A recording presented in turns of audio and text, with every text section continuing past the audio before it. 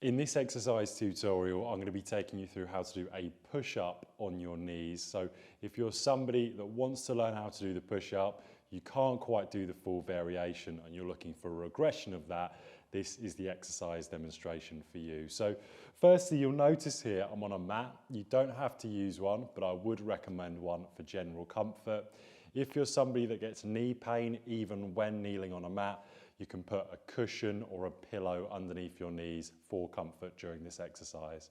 Now, the first thing that I want you to do is I want you to come onto your knees, and I want your knees to be hip width apart. From here, as a general rule of thumb, bring your hands directly underneath your shoulders and then come forwards. So hands underneath the shoulders, then come forwards. Now, the main thing I see people do wrong is from this position, they'll come down and back up and just the chest comes down. What I want you to do is watch what I do with my hips. So I bring my hips forwards. As I come down, watch my elbows. They come slightly away from my body and back up.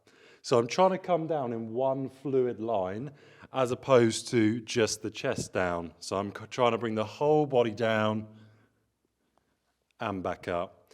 Now let's say, for example, you've tried that, you can't get to the bottom or it's a little bit too hard.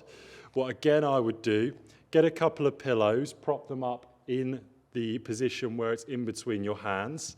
So let's say I had 2 or 3 pillows in between my hands right now. You can then come down to those pillows and then come back up. And you can start to then decrease those pillows as you go along. So you can see on the camera, when my hands are just wider than shoulder width apart, I bring my elbows into a position where they're coming slightly away from the body. So I've not got them into the sides of my body like a close grip variation of this exercise. Slightly away, and I'm always bringing my elbows back at the same time. You'd repeat that for your desired amount of sets and repetitions, and that is how to do a half push-up.